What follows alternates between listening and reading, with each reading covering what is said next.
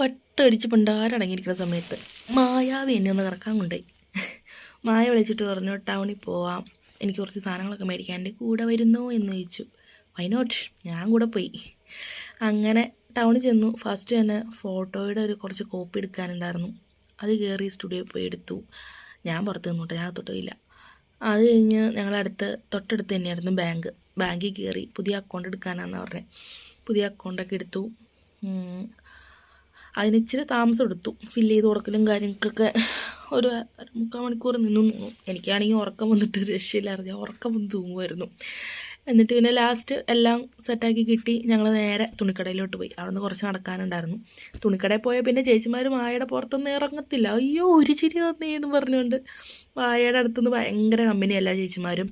പിന്നെ മായ സ്ഥിരം എവിടെ നിന്നാണ് ഡ്രസ്സൊക്കെ എടുക്കുന്നത്, റെഡിമെയ്ഡ് ആയാലും മെറ്റീരിയൽ ആണെങ്കിലും എല്ലാം അവിടെ നിന്ന്